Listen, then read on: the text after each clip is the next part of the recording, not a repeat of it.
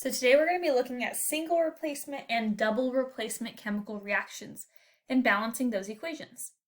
The first one we're going to look at is single replacement. And in single replacement, in most cases, you will have a compound like AlBr3 or aluminum bromide, and then you will have a molecule or atom like the chlorine molecule here. And when you get to the other side, you will be replacing the two nonmetals. So you'll be swapping the two nonmetals where the chlorine will bond with the aluminum and the bromine will now be a molecule on its own. So in balancing these equations, we can set up, we have aluminum, we have bromine, and we have chlorine on both sides of our arrow. So in our reactants, we have Al, so we have one aluminum. We have Br3, which makes 3 bromine, the 3 here. And we have Cl2, which means 2 chlorine. In our products on the other side of the arrow, they make Al, there's 1 aluminum still, Cl3, so 3 chlorine, and our bromine molecule is Br2. So currently, our bromine and our chlorine are not equal, so they do not yet follow the law of conservation of mass. So to get these to equal each other, our least common multiple of 3 and 2, so bromine is 3 and 2, and chlorine is also 3 and 2. So in both of those situations, our least common multiple would be 6. So we need to see how we can turn those into 6 bromine atoms and 6 chlorine atoms on both sides of the table. So first things first, we can look at the bromine on this side, our reactant side. If we need that to equal 6, we're going to add a 2. If we add a 2 there, that's going to give us 2 times aluminum and 2 times that 3 bromine. So we're going to end up with 2 aluminum and 6 bromine. Now we're going to look at our products for the bromine to get that to equal to 6. We have a 2, so we're going to need to times that 2 by 3. So now our bromine are equal. Now we just need to balance out our aluminum and our chlorine. So for those, our chlorine and aluminum are both here together in our products. So we need the chlorine to equal 6. And we need our aluminum to equal 2. So we have 3 chlorine, so we would need to times that by 2. And we have 1 aluminum, so we would times that by 2 as well. So what we're going to do is we're going to put a coefficient of a 2. That's going to be 2 times Al. So 2 aluminum, that now is balanced. 2 times Cl3 is going to be 6 chlorine now. So all that's left now to balance this out is our chlorine and our reactant side. So we're going to do, to get this to 6, that Cl2, we're going to multiply by a 3. And now we have 6 and 6. And our whole equation is balanced. So aluminum bromide reacts with a chlorine molecule to create aluminum chloride and a bromine molecule, or 3 bromine molecules. That is our first equation. Our next one, we're going to do the same thing. We're going to use a wrap chart though. In that wrap chart, we have calcium, hydrogen, and chlorine. So what's happening is the calcium is replacing the hydrogen and becoming calcium chloride and a hydrogen molecule. So they are replacing each other. So in our wrap chart, we have calcium, we have hydrogen, and we have chlorine. On our reactant side, we have 1 calcium, we have 1 hydrogen, and we have 1 chlorine. There are no subscripts here. On our product side, we have Ca, so we have 1 calcium again. We have Cl2, so 2 chlorine, and we have H2, so 2 hydrogen. So in the case of number 2, we have the last 2 are not balanced, H and Cl.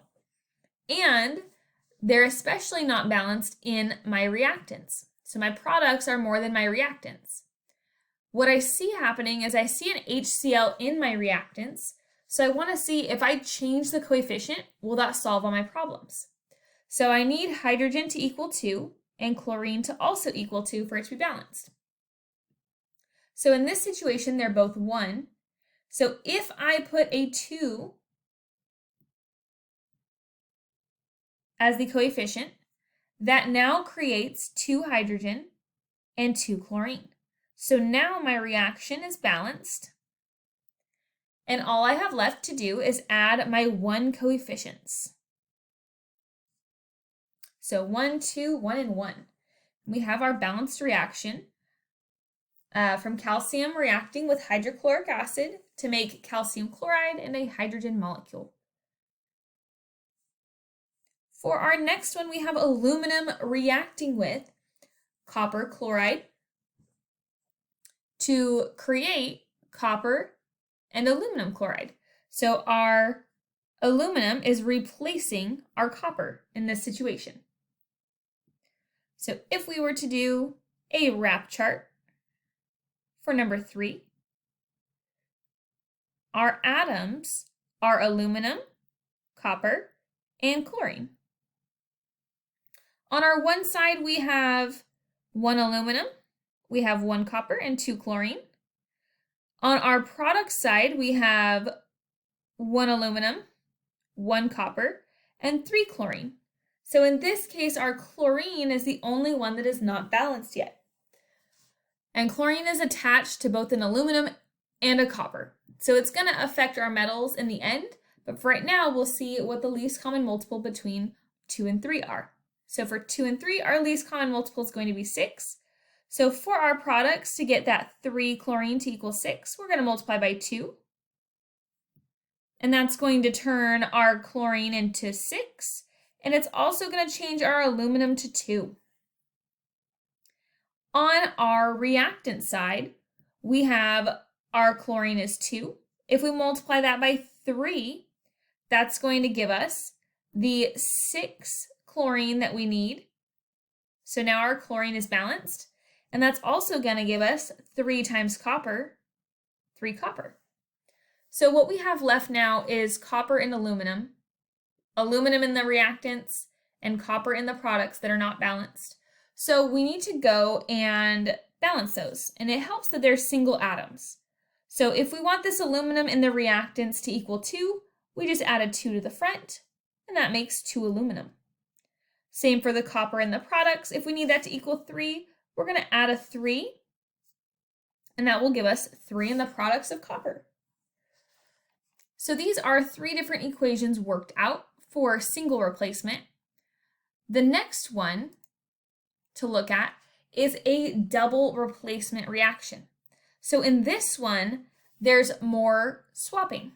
So the way to think of this equation, you can think of AX plus BY yields or creates AY plus BX. So they're swapping. Another way to look at it is that when you have them react, the outer, like in this case, iron and chlorine, the outer come together and the inner come together. So for number 2, you have iron sulfide reacts with hydrogen chloride to create iron chloride and hydrogen sulfide.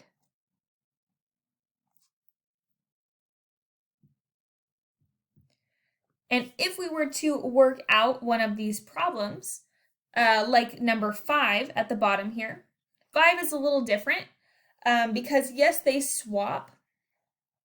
So you would have calcium and sulfate would come together. And then you would have the hydrogen and the hydroxide come together. So these are a little different, and you can do a rap sheet. You can do, for this one, sometimes you can just use the polyatomic ions as themselves, SO4, instead of having to write sulfur and oxygen. But in this case, we'll write them as both, or as all of the atoms. So we have a calcium atom, oxygen, hydrogen, and sulfur. So on our reactants, our calcium is 1. Our oxygen, we have 2 times oxygen, so we have 2 there. Plus we have O4.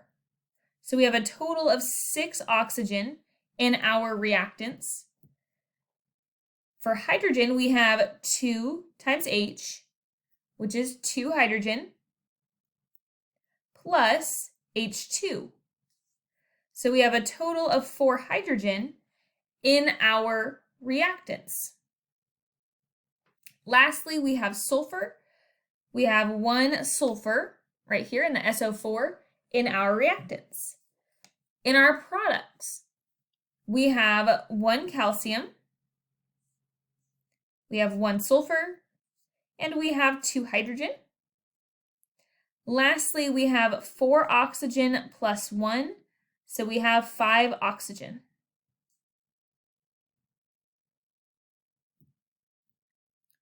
So right now, what is not equal in this equation is our hydrogen and our oxygen. Everything else is balanced. And in our reactants, they're greater than our products. So we can see, is there a way I can change hydrogen and oxygen in my products? So here I have the molecule H2O, which has both hydrogen and oxygen. I just have to remember that whatever I put here as a coefficient will affect both.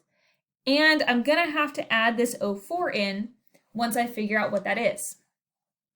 So if I need to turn hydrogen into 4, is what I need it to become. And I need that oxygen to equal 2, because 2 oxygen here plus that 4 will give me the 6 I need to have it equal to the reactants. So what I'm going to need to do is I'm going to try putting a 2 as the coefficient. That's going to be 2 times H2. That'll give me 4 for hydrogen. And 2 times O will give me the 2 for oxygen plus the 4. So it's going to be a total of 6 oxygen. And now I have my calcium is equal, my 6 and 6 oxygen, 4 for hydrogen, and 1 and 1 for sulfur. So this whole thing is balanced. So I'm going to go back and I'm going to add my coefficients. 1 here, 1 here, 1 here, and my last one is 2, is my last coefficient. And that's balancing out the last problem. If we were to look at something a little bit different, like question number 3, we have calcium sulfide, hydrochloric acid, creating calcium chloride. So same thing. We're going to have the outside are going to swap, and then the inside are going to go together. So we're going to have it turn into calcium chloride and hydrogen sulfide. So here we can make our wrap chart again. So our atoms are calcium, sulfur, hydrogen, and chlorine. In our reactants, we have 1 calcium, 1 sulfur, 1 hydrogen, and 1 chlorine, because there are no subscripts present. In our products, we have 1 calcium, 1 sulfur, 2 hydrogen, and 2 chlorine. So similar to the problem we just did, we need to figure out how to balance our hydrogen and our chlorine. And our reactants are less than our products. We have 2 of each in our products and 1 of each in our reactants. And I see we have HCl as 1 in our reactants. We need both of those to equal 2 hydrogen and 2 chlorine. So I'm going to add a 2 coefficient. That's going to give us 2 of each. We are now balanced. We just add our 1s and we're done.